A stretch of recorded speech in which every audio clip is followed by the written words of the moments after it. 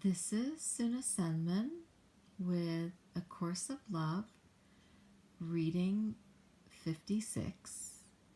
And if you remember from reading 55, we did a little disassociation exercise where you stepped outside of your body, imagined that your body was in front of you, and then paid attention to your thoughts about your body and your thoughts in general. And now we are continuing with the last chapter from the reading 55 and going into reading 56 at the end of, and ending this chapter called Use and Understanding.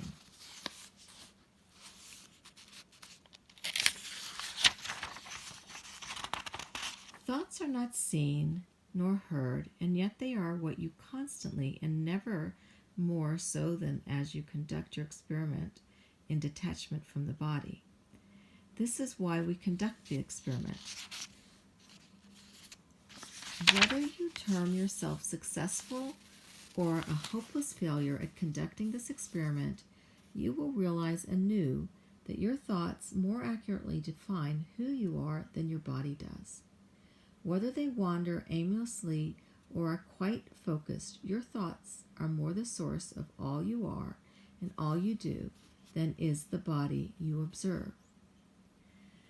You may laugh at yourself for taking part in this silly experiment, but you will realize the desire to laugh at yourself is quite genuine and not conceived from meanness. There will be a happier self who seems to think this game is rather fun, who is not at all concerned with the game's success.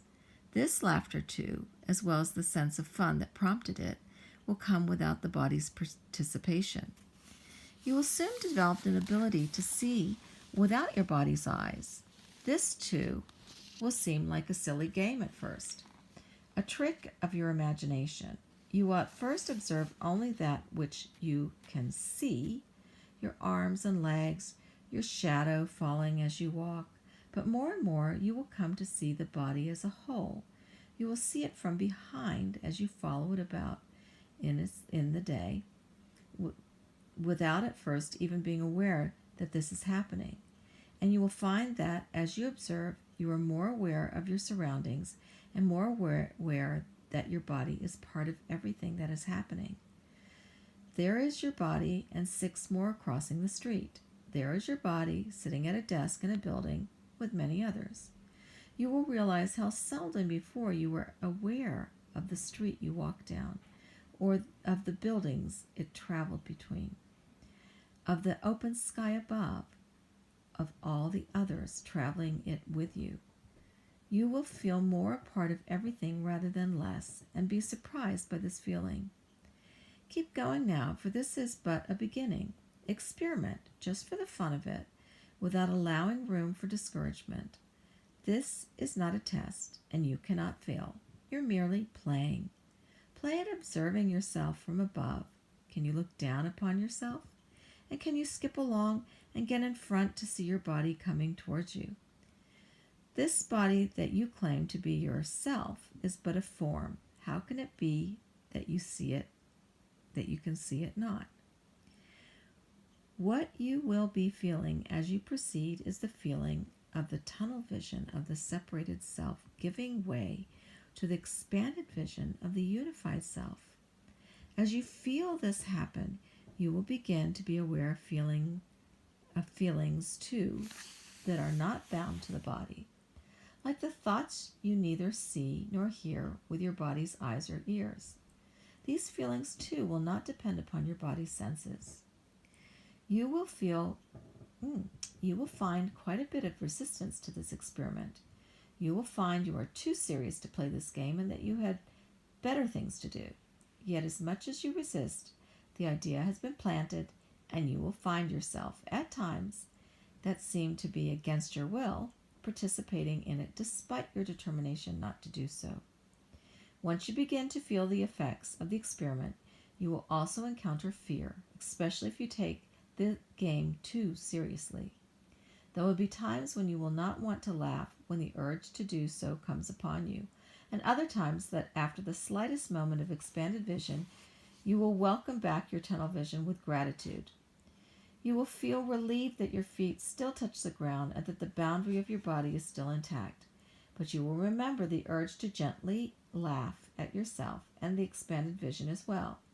You will remember that for a moment your body did not seem to be a boundary that kept you contained within its limitations. Then you will remember that this is but a course in remembering and that memory is the language of the heart.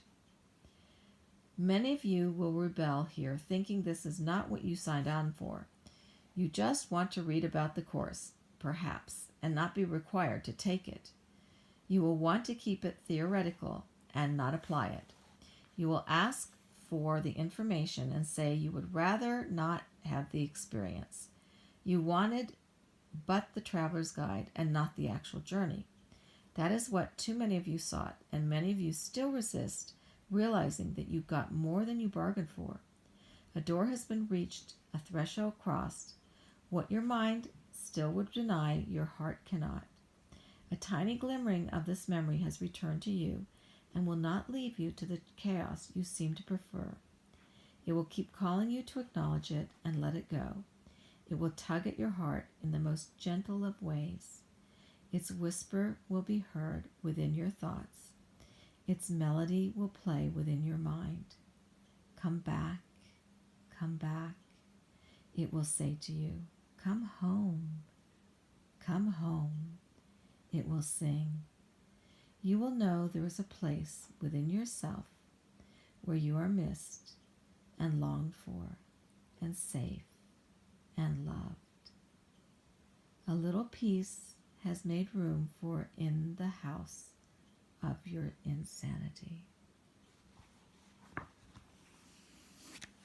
And this is a course of love.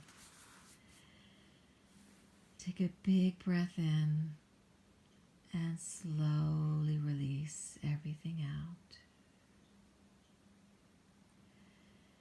And give yourself a moment to practice this exercise of observing yourself or being yourself outside of your body, observing the body in this expanded awareness.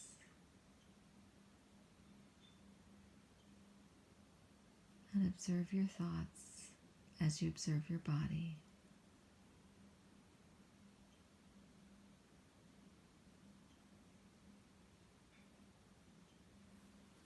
Enjoy today.